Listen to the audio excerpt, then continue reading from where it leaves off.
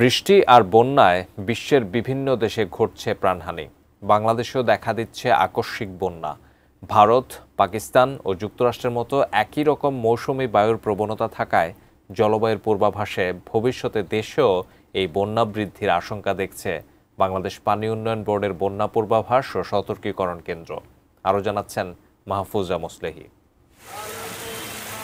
সম্প্রতি ভারত, পাকিস্তান, চীন, নেপাল ও যুক্তরাষ্ট্রে আকস্মিক বন্যায় ব্যাপক প্রাণহানি আর অবকাঠামোর ক্ষয়ক্ষতি হয়েছে। ঘরবাড়ি হারিয়ে সহায় সম্বলহীন হয়েছেন বহু মানুষ। বাংলাদেশেও কয়েকটি জেলায় বন্যা দেখা দিয়েছে।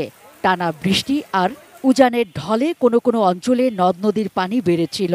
আবহাওয়া অফিস জানায়, মৌসুমী বায়ুর প্রভাবে প্রচুর বৃষ্টি হয়েছে। স্বাস্থ্যকর অল টাইম ফ্যামিলি কেক, সব সময় অল টাইম হেলদি লাইফ। নদীগুলোর ধারণ ক্ষমতার চেয়ে পানি বেশি হওয়ায় বন্যা পরিস্থিতি তৈরি হয়।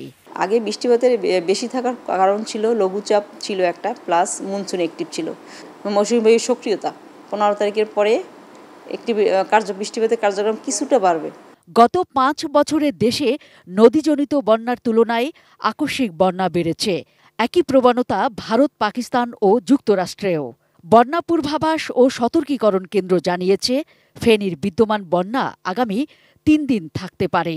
আগামী 3 দিন পর্যন্ত ফেনী জেলার মুহুরী এবং সেলোনিয়া নদীর পানি সমতল হ্রাস অব্যাহত থাকতে পারে, যার ফলে ফেনী জেলার বন্যা পরিস্থিতির উন্নতি অব্যাহত থাকতে পারে। জলবায়ু যে পরিবর্তনজনিত যে মডেল আছে সেগুলো ইঙ্গিত দিচ্ছে যে আগামীতে বাংলাদেশে অল্প বৃষ্টিপাতের তীব্রতা বর্ষা মৌসুমে বৃদ্ধি পাওয়ার সম্ভাবনা আছে, যেটি আকস্মিক বন্যার জন্য আমাদের আশঙ্কাজনক পরিস্থিতি তৈরি করতে পারে।